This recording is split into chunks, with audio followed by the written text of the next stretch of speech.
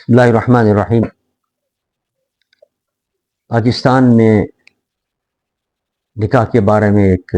نیا قانون پاس ہوا ہے جس میں 18 سال سے کم عمر کی شادی پر پابندی لگا دی ہے، بلکہ کئی سال کی قید کی سزائیں ہیں، شادی کرنے والوں پر بھی، کرانے والوں پر بھی، والدین پر بھی جرمانے علیحدہ رکھے ہیں۔ یہ جو نیا قانون بنا ہے یہ سراسر ہماری شریعت کے، ہمارے دین کے، ہمارے اسلام کے خلاف، اور پوری قوم نے اس کو مسترد کر دیا۔ ظاہر قرآن پاک میں واضح طور پر جو ہدایات دی گئی ہیں اس کے لحاظ سے نکاح کے لیے، شادی کے لیے کسی قسم کی کوئی قید نہیں رکھی گئی۔ قرآن پاک میں 2 قسم کی عورتوں کا ذکر ہے۔ ایک تو وہ کہ جو بوڑھی ہو چکی ہوں، ان کے لیے حکم دیا گیا واللائی یئسن من المحیض من نسائکم ان ارتبتم فعدتہن 3 اشہر واللائی لم یحضن۔ ایک وہ عورتیں کہ جن کو حیض آنا بند ہو گیا ہے، عمر کی حد کو پہنچ گئی ہیں، ان کو اگر طلاق ہو جائے تو ان کی عدت قرآن بیان کر رہا ہے کہ 3 مہینے۔ دوسری وہ عورتیں ہیں جن کے لیے قرآن کہتا ہے واللائی لم یحضن، وہ عورتیں جن کو ابھی حیض آنا ہی شروع نہیں ہوا،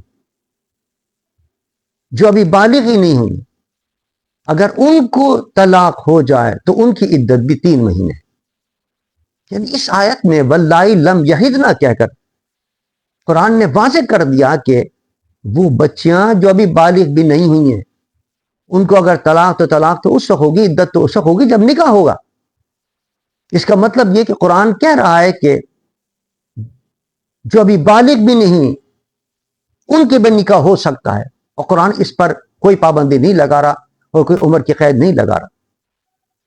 بلوغ کی بھی قید نہیں شریعت لگا رہی ہے۔ ہاں، یہ دوسری بات ہے کہ ہم اپنے معاشرے کے دیکھتے ہوئے کچھ نہ کچھ شرائط رکھ دیں کہ صاحب بالغ ہو جائے بچی تو پھر آپ نکاح کریں، ورنہ شریعت کے اندر کوئی قید نہیں ہے، قرآن کوئی قید نہیں لگا رہا۔ یہی وجہ ہے کہ میرے آقا سرور دو جہاں صلی اللہ علیہ وسلم حضرت عائشہ صدیقہ رضی اللہ تعالی عنہا سے نکاح کرتے ہیں تو ان کی عمر، حضرت ام المومنین کی عمر اس وقت 6 سال کی تھی، اور جب آپ کی رخصتی ہوئی تو اس وقت عمر 9 سال کی تھی۔ یہ تمام احادیث اور قرآن کی آیات ہمیں بتا رہی ہیں کہ ہماری شریعت کے اندر، ہمارے اسلام کے اندر شادی کے لیے کوئی قید نہیں ہے عمر کی۔ تو پھر یہ کون ہوتے ہیں قید لگانے والے؟ قرآن کے خلاف، اور وہ بھی اتنی سخت قید لگانا، اور وہ بھی 18 سال کی قید لگانا، اور اس کے لیے یہ کہنا کہ اگر کوئی اس سے پہلے کرے گا سزا ملے گی۔ یہ سراسر قرآن کے بھی خلاف ہے اور سراسر اسلام کے بھی خلاف ہے۔ بلکہ میرے آقا سرور دو جہاں صلی اللہ علیہ وسلم نے تو ناراضگی کا اظہار فرمایا جو اگر نکاح نہ کریں ان کے لیے۔ بعض صحابہ آئے اور انہوں نے پوچھا ام المومنین حضرت عائشہ صدیقہ رضی اللہ تعالی عنہا سے کہ حضور کہ کیا طرز معاشرت تھا؟ جب انہوں نے بیان کیا تو انہوں نے کہا کہ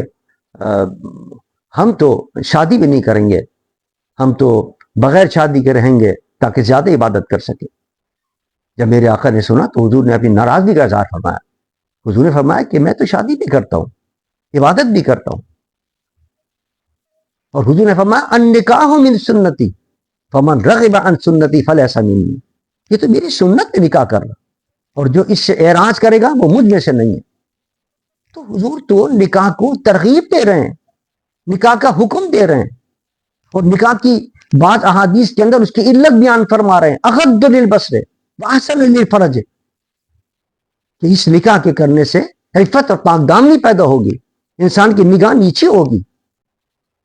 اور یہاں نکاح کو روک کر آپ فحاشی کو ترغیب دے رہے ہیں، اور یعنی کو کیا نام ہے اشاعت کر رہے ہیں، بدامنی کو اشاعت کر رہے ہیں،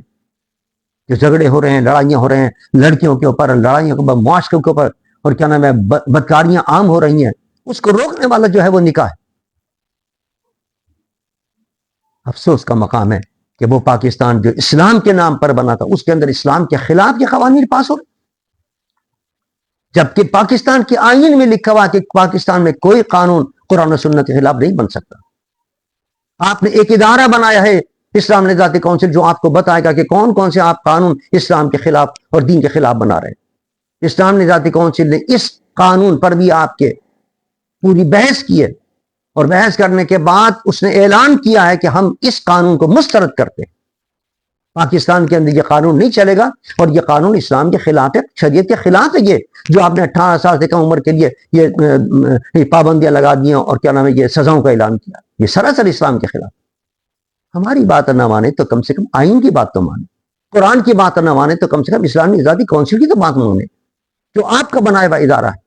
جو سرکاری ادارہ ہے۔ بہرحال ملی یکجہتی کونسل جو پاکستان کا مذہبی جماعتوں کا سب سے بڑا اتحاد ہے، اس میں تمام شامل جماعتوں نے مشترکہ طور پر، متفقہ طور پر اس قانون کو مسترد کیا ہے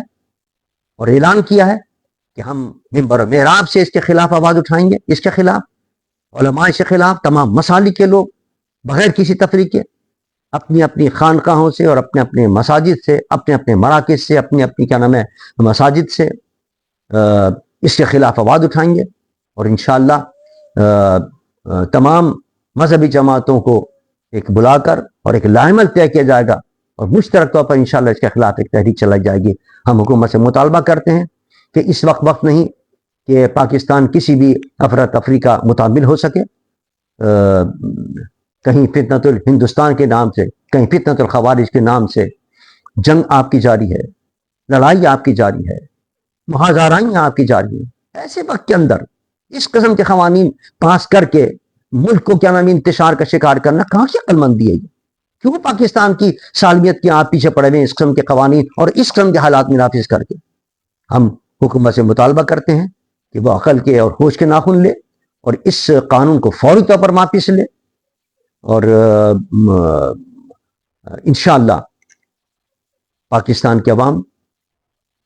پاکستان جو اسلام کے نام پر بنا تھا، اس میں پاکستان اور اسلام کے خلاف، پاکستان کے آئین کے خلاف، شریعت کے خلاف کسی قانون کو انشاءاللہ نہیں یہاں چلنے دیں گے، اور اس کے لیے بھرپور آواز اٹھائیں گے انشاءاللہ۔ وما علینا الا البلاغ المبین۔